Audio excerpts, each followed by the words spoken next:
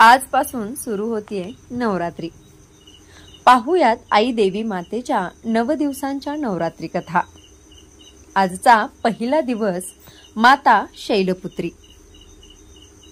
माता शैलपुत्री ही देवी आहे जिची पूजा नवरात्रीच्या 9 दिवसांच्या हिंदू सणाच्या पहिल्या दिवशी केली जाते। शैलपुत्री म्हणजे पर्वतांची कन्या। शैलपुत्री म्हणून तिचा जन्म होण्यापूर्वी तिचा जन्म सती म्हणून झाला होता। ब्रह्मदेवाच्या पुत्रापैकी एक दक्ष प्रजापतीची कन्या। सतीचे भगवान शिवावर खूप प्रेम होते आणि तिला खरोखरच त्यांच्याशी लग्न करायचे होते। परंतु तिचे वडील दक्ष प्रजापती या विवाहाच्या विरोधात होते। त्यांच्या मते शिव हा एक घाणेरडा तपस्वी होता जो सन्माननीय कुटुंबातील मुलीशी लग्न करण्यासाठी योग्य नव्हता।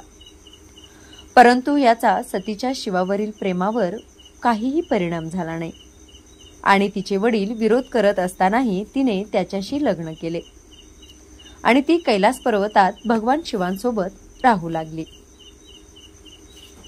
तिच्या लग्नाच्या काही वर्षानंतर तिला कळाले की तिचे वडील दक्ष प्रजापती एका मोठ्या यज्ञाचे आयोजन करत होते ज्यामध्ये सर्व देवी देवतांना आमंत्रित केले।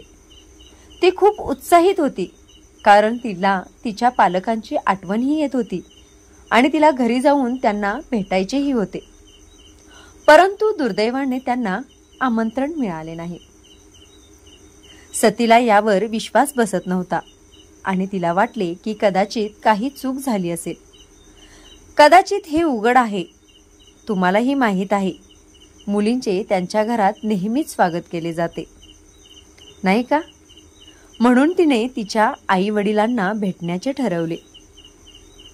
तरीही शिवाने तिला सांगण्याचा प्रयत्न केला की नाही, जर आम्हाला आमंत्रण मिळाले नसेल तर कदाचित आम्ही तेथे जाऊ नये आणि आम्ही तेथे जाऊ नये। तिने शिवाच्या बोलण्याकडे लक्ष दिले नाही आणि ती घरी गेली। लग्न होऊन इतक्या महिन्यांनी आई वडिलांना भेटायला ती खूप उत्सुक होती आणि ज्या क्षणी ती पोहोचली तिला तिच्या वडिलांनीच नाही तर तिथे जमलेल्या सर्व नातेवाईकांकडूनही थंडी मिळाली। फक्त तिच्या आईनेच तिचे स्वागत केले आणि तिला मिठीत घेतले। पण सती मनाने दुःखी होती। तिला स्वतःच्या घरात नको असण्याचा विचारही सहन होत नव्हता। ज्या घरात ती मोठी झाली तेच घर जिथे तिच्या मनमोहक आठवणी होत्या आणि तिच्या वडिलांनी जिच्यावर तिचं खूप प्रेम होतं तिला अपमानित केलं होतं। तिच्या नवऱ्याच्या निवडीचा अपमान केला होता। सतीला ते सहन झाले नाही आणि ती जळत असलेल्या प्रचंड अग्नीत शिरली आणि तिने आत्मदहन केले। ज्या क्षणी ही बातमी शिवाला पोचली तो हळहळला आणि तो तिथे पोहोचला। त्याला इतका राग आला की त्याने आपल्या पत्नीचे अर्धे जळलेले प्रेत आगीतून बाहेर काढले। तो इतका क्रोधित झाला की त्याने क्रोधित देव वीरभद्राचे रूप धारण केले आणि तेथे प्रचंड विनाश केला। इतका की त्याने दक्ष प्रजापतीचा शिरच्छेद केला। रागाच्या भरात त्याने पत्नीचे अर्धे जळलेले प्रेत सोबत नेले।